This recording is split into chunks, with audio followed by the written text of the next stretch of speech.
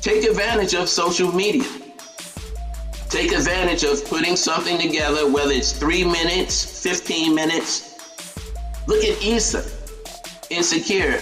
I mean, all of that has happened right on social media, and these are things that we didn't have back in the day. When I was coming up in this business, you know, it was on the grind, and that's why I got to continue to be on the grind.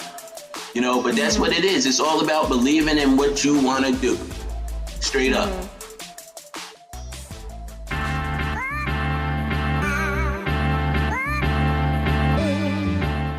You're listening to Creative Breakthrough, the podcast that provides you with the strategies to elevate your creative passion to the next level. I'm your host, creative hustler, and chicken wing lover, Shireen Kassam, aka the Funny Brown Girl. And yes, I have an unhealthy obsession with chicken wings. Now, get ready to flex your creative muscle and keep winning. Hey, welcome to the Creative Breakthrough. I am your host, Shireen Kassam, aka the Funny Brown Girl. Like I mentioned a couple weeks ago, we are starting up season 3 of this podcast, and I could not be more excited. We have such a great lineup of guests for you this season. We've got MSNBC's Ali Velshi. We've got Jaime Callica from Tyler Perry's Ruthless TV show. We've got Netflix's Working Moms, Nelu Handa. And we've got chef Saqib Keval, who is the chef and co-founder of the restaurant Masala y Maiz, which Times Magazine rated one of the best places to go in the world. Okay, y'all? So we have such a great lineup of guests this season. And this week, we have one other special guest. We have co-founder of Def Comedy Jam, Bob Sumner, with us, y'all. I am blown away that Bob Sumner said yes, that he was willing to be on this podcast. I mean, I didn't give him much choice because I've been on his case since I met him a couple years ago. But the fact that he found time to share his insights with us, share his advice with us, this is going to be huge, okay? So, oh my God, I just said huge like the president did, and I did not mean to do that. So I take that back. Let's rewind. This is going to be amazing. Please go out and vote. Please go out and vote. Okay, I don't want to waste a lot of time. I want to get right into the interview, but a couple of announcements. This week, or actually last week, we started trending in Nigeria, y'all. So now we're trending in Nigeria, Zimbabwe, and Kenya. How cool is that? Plus 15 other countries, because now we're trending in 16 countries across the world. You guys, when I started this podcast, I was nervous that just 20 people would listen to it, if even 20 people. Well, I was hoping for 20 because I counted all my really good friends and made them promise they would listen to it. So I got to 20. The fact that we are trending around the world in 16 countries is huge, and I thank you all. I'm so grateful to you all, to those of you who have listened every week that I put this podcast out, those of you who've shared it with your friends, those of you who've left reviews, because reviews is what really helps other people find this podcast. I cannot thank you enough. And hey, if you're listening to this podcast right now on Apple Podcast, Google Podcast, Stitcher, or even Spotify, hit that share button. Send it to a friend that you think may find this episode enlightening or interesting, or share it to your social media. There's so many ways you can share it. And hey, leave a review. I ain't gonna hate if you gotta pause this for a hot minute and leave a review.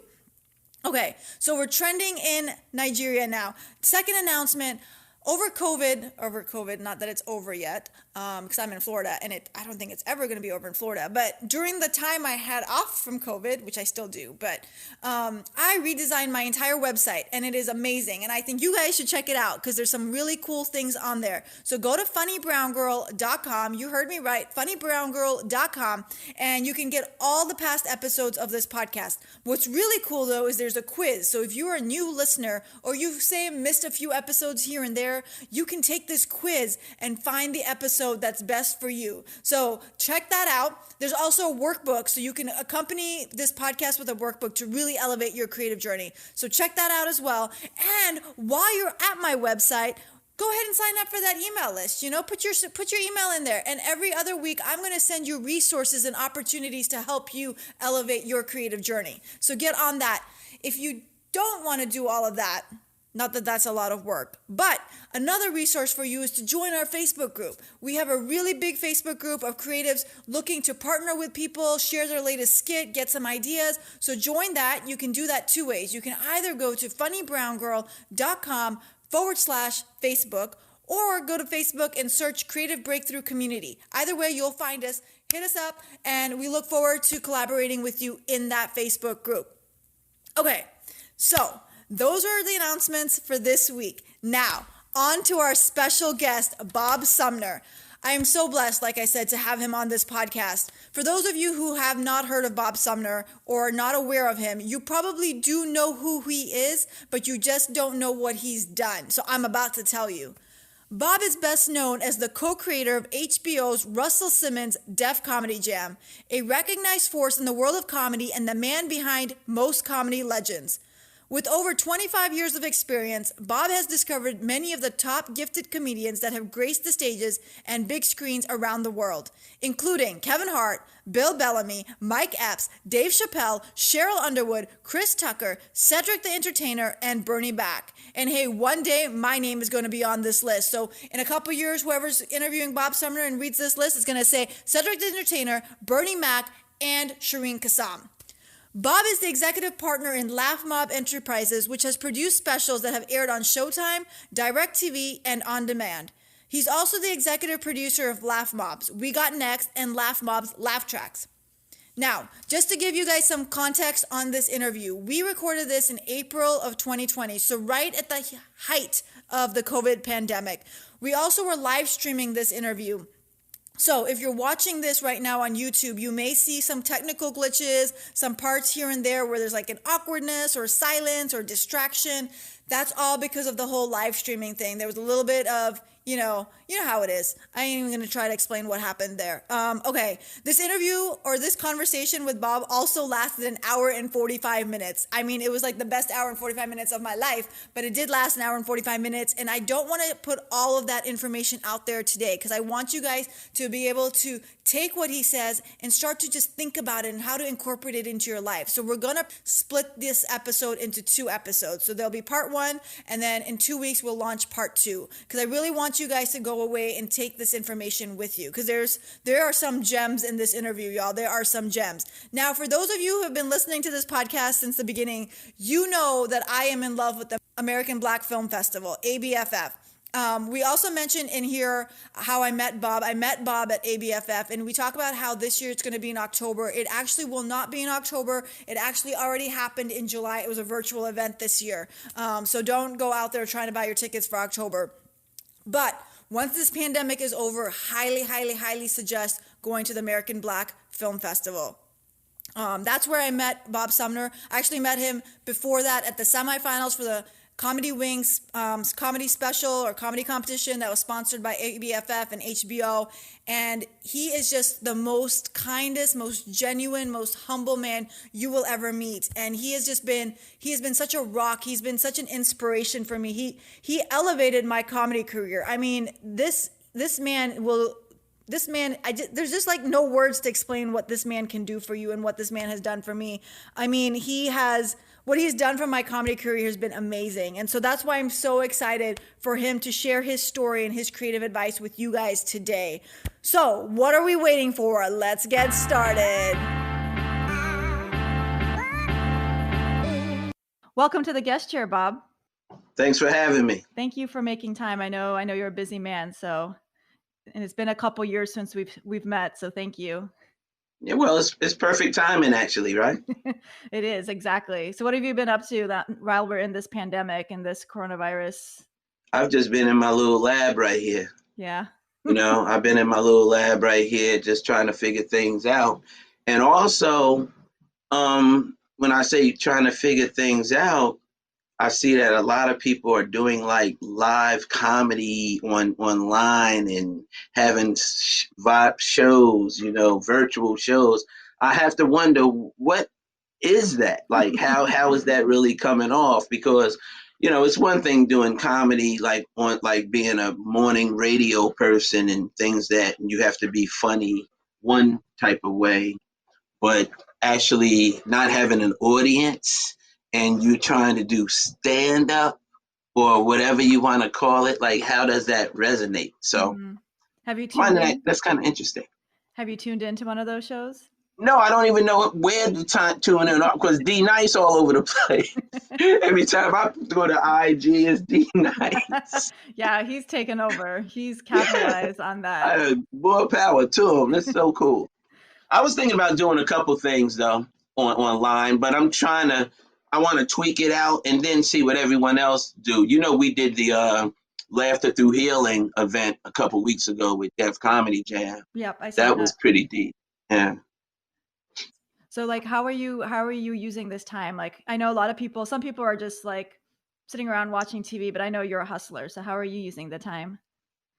Honestly, I'm using the time like I'm 24/7. You know what I mean? I'm 24/7 all day. Like this is no different than how I normally operate anyway, being honest. Mm-hmm. You know, I be chilling and then I get into my thing when I get into my thing, you know. So I wanna start from the beginning. How did your or when did your creative journey start? My journey started as a kid. I mean, as a kid, it really started as I was traveling back and forth to the Apollo Theater. You know, it's funny that I'm at the Apollo Theater now, Mm-hmm. but when I was a kid, and I'm talking about 4 years old, we would go to the Apollo, my parents and my brothers, every Wednesday, almost every Wednesday Wow. and Sunday. We would go there. They would have the amateur night on Wednesday.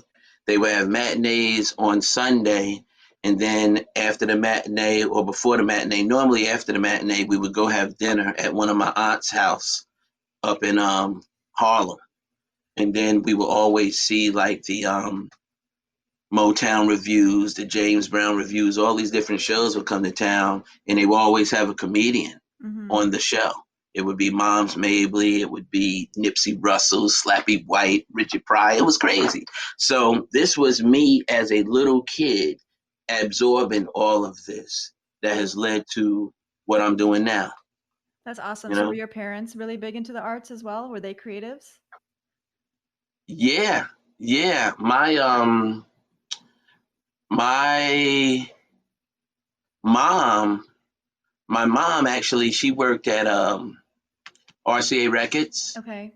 in New York, and my dad was like a manager of a band and stuff when I was a kid.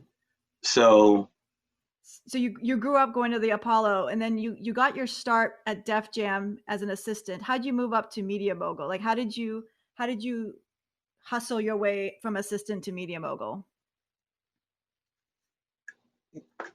I don't know. I don't know. To be honest with you, honestly, those early days as a kid at the Apollo and then watching my parents be so into, you know, the entertainment and then my brothers, you know, it was like me getting to Def Jam, there was a whole lot in between that. Right. There was like you were running a show, right? You were running comedy shows and jazz shows, right? Yeah, but even before that, Oh yeah. like, yes, because this is crazy. My documentary is going to really talk about the early years Okay. because my brothers, they had a singing group and they would like actually practice their band. I mean, their band would be in my living room. My mom would like fry some chicken and make some potato salad. When they would take the break, I'd be sitting on the steps and they would be performing. You know what I'm saying? And then my other brother was in the singing group. It was two. It was a band and it was a singing group. So I would watch the band practice, right? Right. And all week the band practice while the singing group was somewhere else practicing. Then they would all come together and put their show together and then go perform in the weekends at all different venues. All right. Wow. So I was embedded in this as a kid. And then with my mother working at RCA Records, I had all these records. And I had a little clubhouse in my backyard that we called it the Sucker. And that was because a Parliament Funkadelic had tear the roof off the sucker. So so that was our little place where we would hang out. We wasn't in the streets unless we was playing basketball or some type of sport. But that's where it all went down. So as I went through my childhood and got to high school, I started having parties at my crib for a quarter and literally make $100 off a quarter. So many people from Roselle, Linden, it was nuts. So my whole life started there, and then I went to college and got caught up in the radio. Yeah, right. So the whole Def Jam thing, it was so much other things going on before Def Jam. So now we can catch back up. Well, you still kept making those moves. I guess what do you feel like, what is innate to your personality, or what is a skill that you have that's helped you make all these moves and get to where you are? Well, one of the things is by being born around people who was already successful in entertainment business. One of my uncles was the reason my parents used to go to the Apollo so much is because one of my uncles is in the Rock and Roll Hall of Fame. Oh, awesome. Tony Williams from the Platters. Okay, yeah. So that was already embedded in me. And then as I got into high school, after my mom and dad, they had separated, then divorced, my father married into the family of Willie Randolph from the New York Yankees, who was around, they was World Series champs and stuff. So I always was around entertainers and sports figures and things like that. And then, like I said, my brother and them, they were already doing shows with like Smokey Robinson and Kool and the Gang and all that type of stuff. So, it was just embedded in me to be doing what I'm doing the way I'm doing it. I'm not the artist, but I'm the behind the scenes guy. And I kind of like that part of it, But you still have to have some sort of innate desire, right? Ambition, motivation, something that spurs you forward, something that makes your heart say, I want to go do this, right? Yeah, well, my grandmom, right? Check it out. This is my grandmom right here. Okay? My grandma. That's Mabel, right? Mabel, she was so dope. She instilled a lot into me. My nephew Reggie and I, like, we kind of trip because she talks to us a lot, even still. So it was motivation. My parents, my father, who I have my softball game every year dedicated to him. He was another one that was like awesome. Even though my father and mom separated when I was 9, my father never left me. Never. You know what I'm saying? Yeah, that's good. So things like that make me click. Yeah. So let's jump forward. I know there's a lot that I skipped in your story, which I know there's a lot. I mean, we good. I know Matt and Jeffrey are working on that documentary, right? The documentary on me. Matt and Jeff. Yeah. They were filming it at ABFF, right? A couple years ago.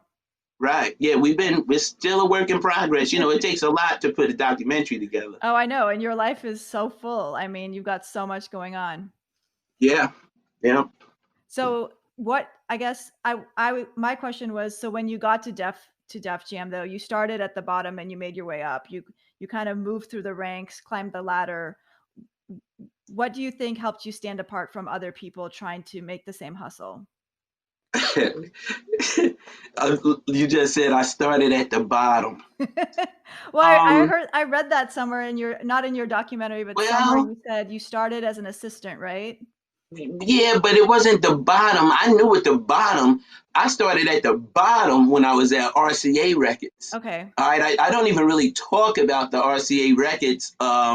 It kind of reminds me of just recently watching the Michael Jordan and the Bulls. They have that documentary, The Last Dance. So, and when Michael got cut, and his mom told him, get out there and just go harder and get better and stuff. Something like that kind of happened with me with the workplace. After I left Seton Hall University, I was all excited to get into the business. I was determined to get into the business. But my mom told me that she had a gig available for me over at RCA. All right, long before Def Jam. And was your mom still there at RCA? Yeah, my mom was working at RCA Records at the time, and she had the hookup. She had the hookup. But my mom was trying to instill in me that, there's no handouts. You still have to, go about it the right way. And this job was in the mailroom. Okay. And when I say it was deep in the mailroom, it was deep in the mailroom. And I'm delivering mail to people who I knew music more than they did. You know what I'm saying? Yeah. And it got so frustrating because the supervisor in the mailroom, he was trying to kind of belittle me. But I didn't even realize he was trying to inspire me too. And later on, when I did move up in the ranks at Def Jam, this same dude called me trying to get a job. You know what I'm saying? So it was like a different type of world, but it reminded me somewhat of how Michael, he didn't cut it out that first time, but, having mom there to inspire him and then do this, that, and the other, that kind of happened to me. But even when I got the job at Def Jam, it wasn't like I had to be like an intern or anything. I was actually assistant to the president, not just an assistant. Right. So right. What I was able to do was, with the assistant, you have to know every aspect of a label. I could run a record label from top to bottom because I had to know what all of the departments were doing, from legal counsel to artist development and A&R and this, that, and the other. Okay. So with that being said, here I am.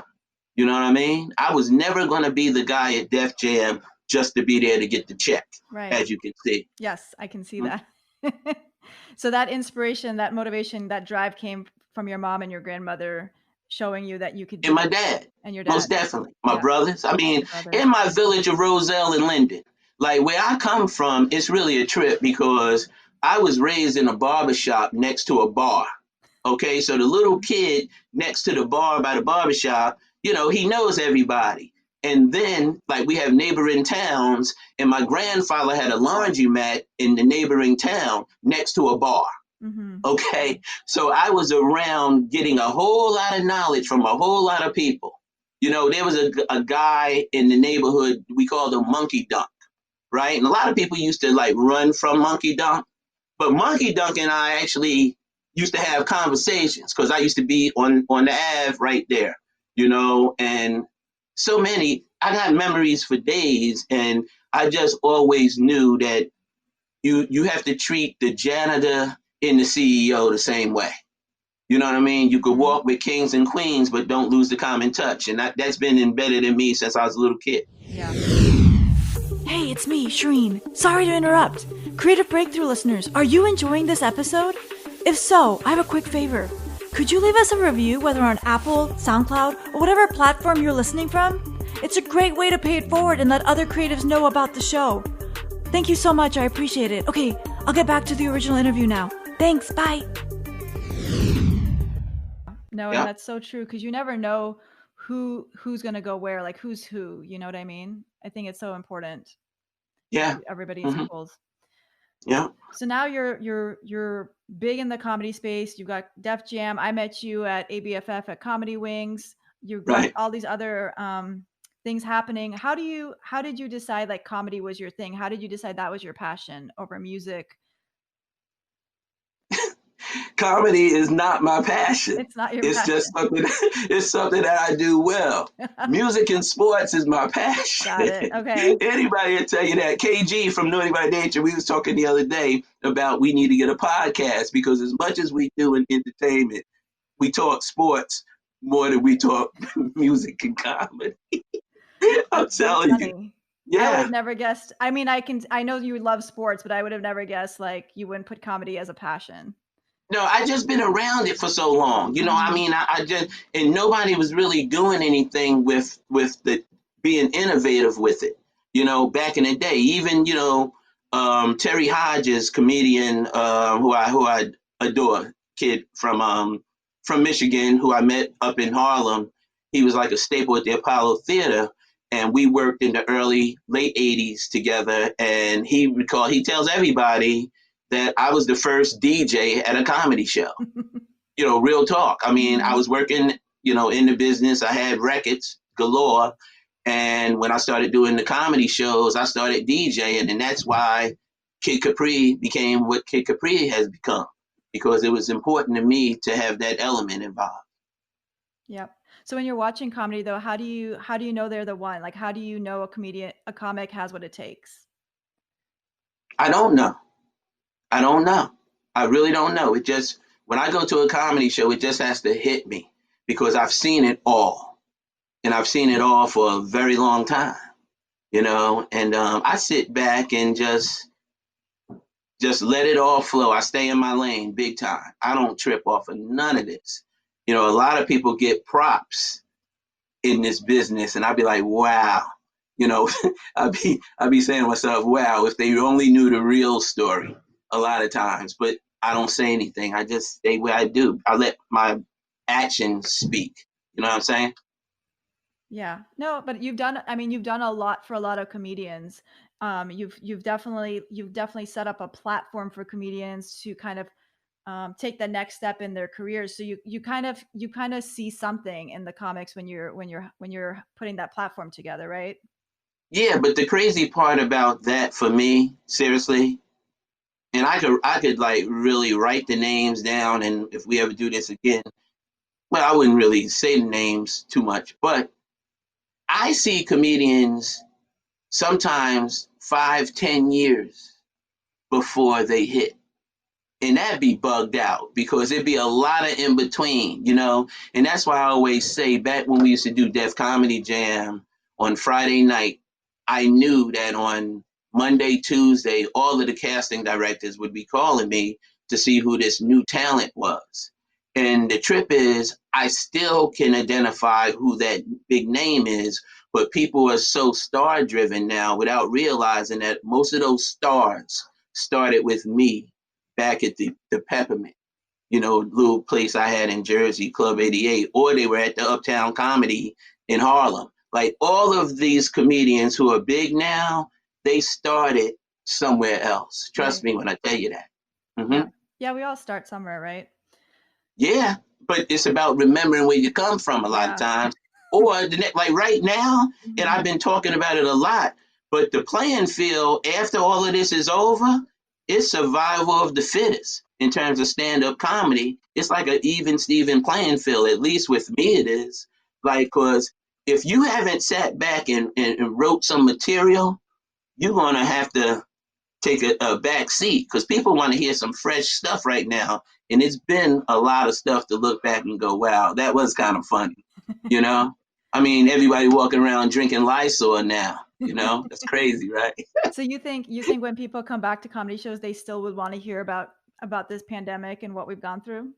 Well, it's not about the pandemic per se, but the things that has happened with the pandemic. I mean, I could think of a bunch of material just off the top of my head in terms of the topics, but it's like, how do you make it happen? Right.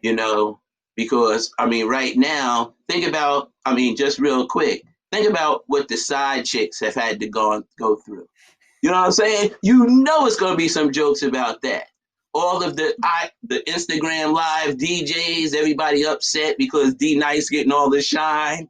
He earned that shine. You know what I'm saying? It's like, it's some stuff going on right now. Think about it, right? Just that quick.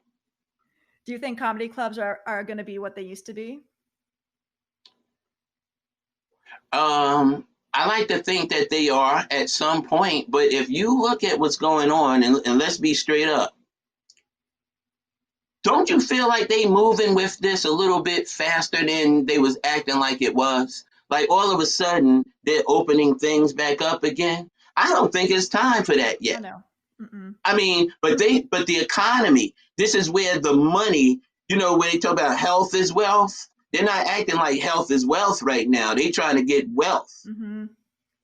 That's just my take on it. Eventually, like, it's going to come back, but still, the beauty of comedy, though, is you can actually think about this, and I know you know this. You ever go to a comedy club and you have to ask the people to come move up. Yeah. Everybody thinks they're supposed to sit back there. Now you're cool with them sitting back there, right? Yeah. Right? You just got to spread it out like the six, like every 4 seats or whatever. You'll be able to get that off with comedy more so with anything else. So in terms of the business that I'm into, there's definitely going to be a way to make it happen. But the thing with me, and we talked about it before, is the way I identify who the comedians are and what they're saying. I don't care. I don't care about their credits because half of them, their credits came from shit I put them on. Think about it. Real talk. Yeah. So yeah. There you have it. I feel like for me, comedy shows are going to be different because, I mean, as a consumer, I don't have a job right now. I have no income coming in. So I can't even, if they were to open a comedy club tomorrow, I can't even go because I don't have money to go. That's how I think it's going to happen for a lot of people. Just do they have discretionary money to go to a show or to a movie or to a restaurant? Well, I know one thing with the comedian, even when they do start making money again, the comedian, they're going to need to put some money aside as opposed to going straight to Foot Locker. I know that's going to be so hard. Yeah, because they want to look nice on stage. I understand that, but baby need diapers. Yeah. You know what I'm saying? So. Yeah. So what's next on your journey? Next on my journey is hoping to get a 3rd season of Laugh Mob's Laugh Tracks somewhere on some network. You know what I'm saying? Which I think I will.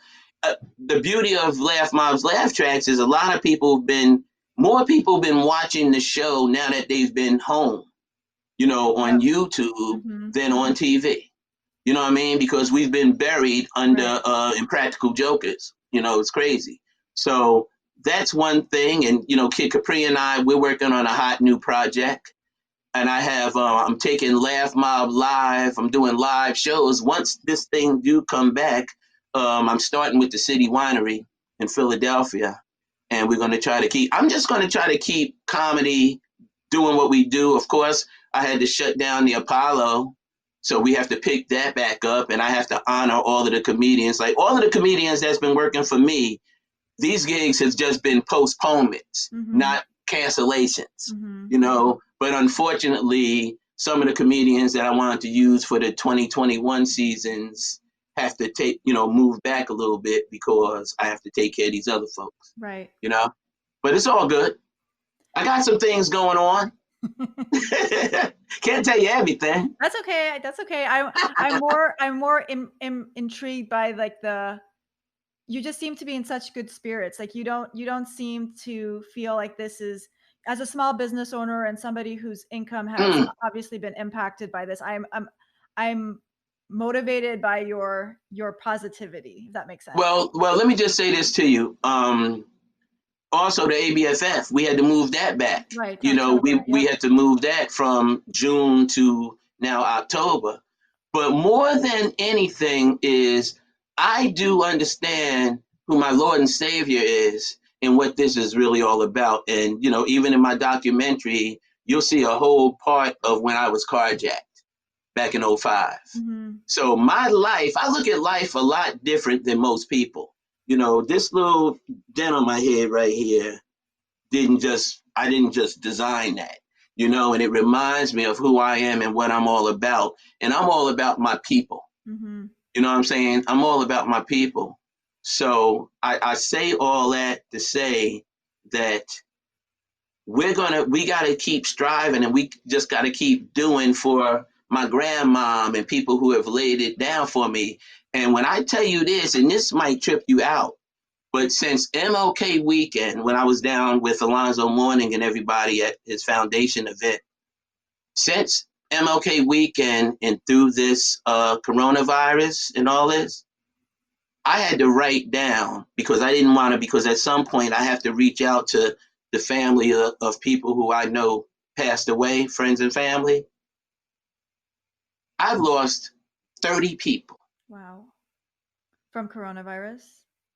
and other things related. Mm-hmm. But I have it written down, the names, and they're just grown. So like I can't just like stop. You know what I'm saying? And that's what's really happening with me, and that's why. And I know that if no one else is prepared for the reboot, okay, this is like pressing, the restart. I'm gonna be ready. And I know with my business of comedy and even what I do with jazz and jokes, I'm getting ready to do the quarantine sessions on Zoom soon. I'm getting ready to do some entertainment. I've just been sitting back watching everybody else, but I'm getting ready to do that. And I'm getting ready to do something similar to what we're doing right here. A little interview, little something. I want to create. I Yeah, want to just create, and have fun. exactly. Yeah, yeah. So what advice I do didn't mean for you to be seeing me here like this, but you know, we here. Works for me. So what advice do you have for creatives on their journey? Keep creating. Just keep stabbing at it, and for comedians, keep writing, especially now. But even when I look at like how laugh tracks got on television and things like that, take advantage of social media. Take advantage of putting something together, whether it's 3 minutes, 15 minutes. Look at Issa, Yeah. Insecure. I mean, all of that has happened right on social media. And these are things that we didn't have back in the day. When I was coming up in this business, it was on the grind. And that's why I got to continue to be on the grind, Mm-hmm. but that's what it is. It's all about believing in what you want to do, Mm-hmm. straight up. How Yeah. as a creative do you kind of navigate like the challenges that come our way sometimes, especially as a creative of color? How do you kind of circumvent those obstacles? You just got to be prepared for it. You got to know. I mean, the beauty for me is I was involved in a lot of things when I was an undergrad at Seton Hall University. Even though it wasn't on the level of where I'm at now, it was the same type of things that was going on. And you got to watch your people around you, because there's some people that I give it up to who's never turned their back on me and have supported me. Then I've lost contact with some people. And then there's other people who was just there for them. You know what I'm saying? And it's always going to be those type of people. This is the point I'm making. But you just got to know how to separate it. And you also have to know how to turn. And you ask me, how do I stay so positive? You got to turn things like this into positive thinking. Mm-hmm. Straight up. Yeah. Keep the faith. That's the main thing. Yeah. Trust me. That. I didn't know before 05, I had heard about Jesus, right? But after 05, I actually found out who he really is. And I have not let him leave me, and I have not left him. And I'm not the holiest person in the world. You know what I mean? But at the same time, I know what time it is. Mm-hmm. Yeah. It's 05 when the carjacking happened? Yeah. December 14th, 05. Okay. 12 degrees. Trust me. I'll never forget it. Yeah. Never forget it. I wouldn't either. I heard about it, so Yeah. I'm glad you're okay. You'll see in the documentary. We'll get deep with it, because it's important to. I like to edutain. KRS-One years and years ago, he came up with edutainment, and that's really what it is. You can entertain and educate at the same time. Mm-hmm. I was really looking forward to my high school's graduation this year, because they had asked me to speak Oh, awesome. at the graduation. And that's not going to happen this year. So now I have a whole nother year to see the work, see what happens. Mm-hmm. And hopefully I'll have that opportunity to speak to me, because that's all it would be, is me speaking to me, because I was one of those kids. Right. You know what I mean? And I've seen some of my friends take the high road, and some should have, if they would have listened to the same person I was listening to. Mm-hmm. You know what I'm saying? So mm-hmm. We'll see what's up with that. Well, wishing you the best. So we'll jump right into the lightning round. The lightning round, I'm going to ask you 6 questions, rapid fire, and you just tell me the first thing that comes to mind. All right. What's the best advice you've ever received? The best advice that I ever received was from my dad. All right. This is something that I never forget because my dad and I used to eat lunch together every day when I was in high school, right? So one day I was like rushing to get back to school because I was about to beat somebody up.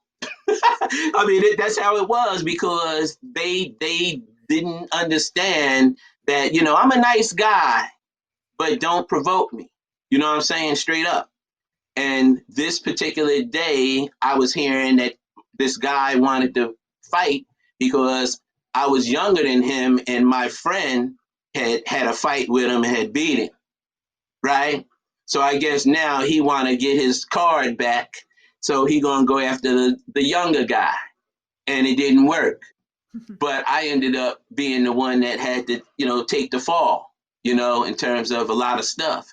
And my dad explained to me that at the end of the day, I can't let other people provoke me into doing things.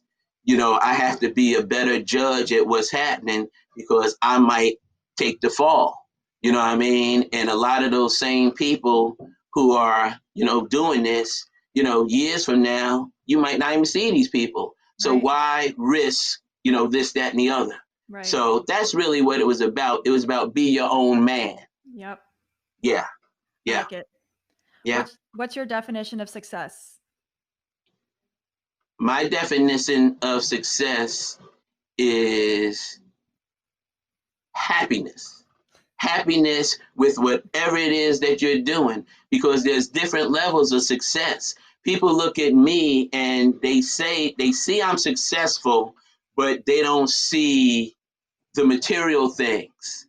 And I'm not about the material things. That's not what success does for me. Success does for me when I see that I could take you from the outhouse to the penthouse.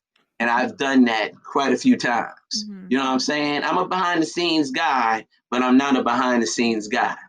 So, yeah, that's the beauty of it. What's one thing you wish you knew before embarking on your creative journey? Before embarking on my creative journey, if there's something that I wish I knew about this journey, is probably, it's hard to say because the journey has been so peaks and valleys and all of that. And I think that it's important to have those, you know. I probably would say know who to do your business with, at the end of the day, because I've wasted more money than you can imagine on people that, wow, I wish I knew better. You know what I mean? But that's not even, you got my mind racing right now with that one. Who inspires you and why? Who inspires me and why? I think I pretty much answered that question earlier. Yep, you said your mom, your grandmother, and your dad. Yeah, that's really who inspired me. Okay. My family in general. Okay. They inspire me because it's like you could pick your friends, but you can't pick your family. So when you have your family behind you, that's a beautiful thing. And I have a very large family on my mother and father's side. And then I'm inspired by my Lord and Savior. Like I said, there was a time when I didn't know who he was, and now knowing every morning when I wake up, every night when I go to sleep, I'm feeling good.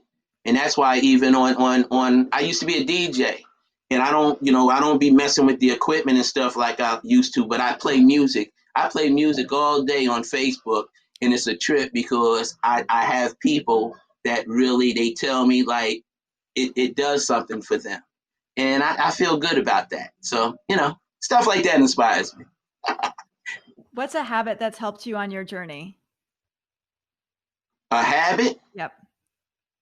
Now that weed is legalized, um, I ain't. Let me tell you something. It helped me get through Seton Hall. No, let me stop. Um,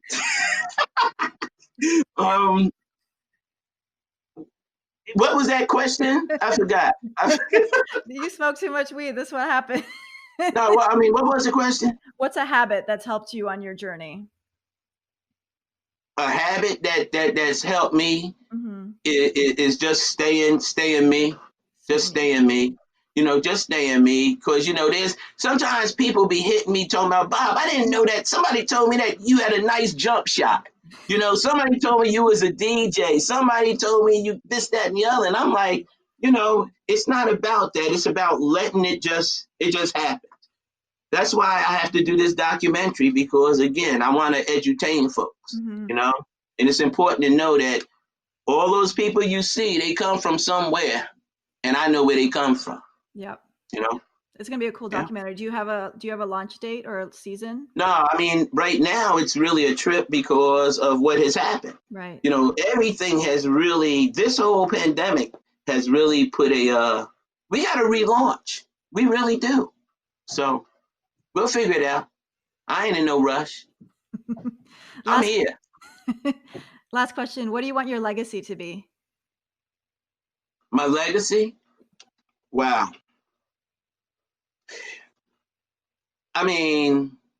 For me, when people ask me if there's something that I really want to do, I would really, really at some point, like Berry Gordy and John Johnson from Ebony Jet, they pretty much laid the blueprint on what I really want to do.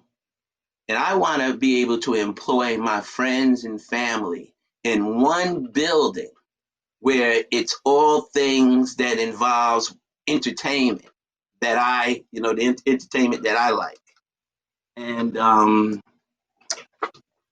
that's what I want to do. I want to be able to just have a situation where people are like what they went to school for, their expertise, or what they went to trade school for. They're all in my building doing what they want to do and getting a check. That's really what I want to do. That's what I want to do. I'm going to do. You are going to do it. Put it in the universe. Speak it out. I think you have it in you. Bob, if our listeners wanted to find you online, where could they find you? And you can point. Where could they find me? Oh, if the listeners want to find me online, actually, I have an all comedy page on Facebook, Bob Sumner's Comedy Spot. Okay. Yeah, and that's everything comedy. That's where I do, a lot of my stuff. And then on Instagram, I'm Bob.Sumner. Okay. And on Twitter, same thing. And if they wanted to catch your latest work? Well, right now, my latest work is on hold.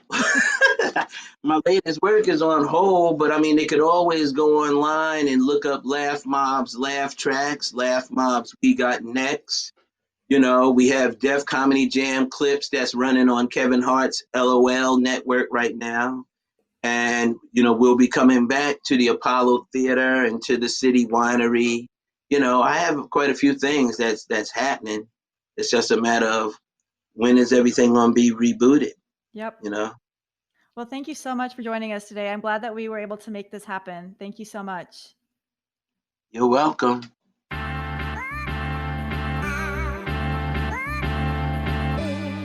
Wasn't I right? Didn't Bob just drop so much knowledge on you guys? So many gems in that interview. So much to take away and to really just think about and see how can you incorporate into your daily lives.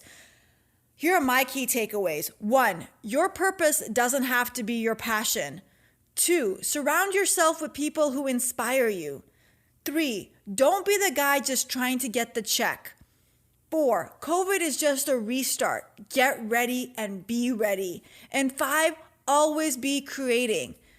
Thank you guys so much again for tuning into this episode. Part 2 is going to drop in 2 weeks. Until then, join the Facebook group. Check out the website, funnybrown.girl.com. Sign up for the email list. Take the quiz. Again, the Facebook group is called Creative Breakthrough Community. Check it out.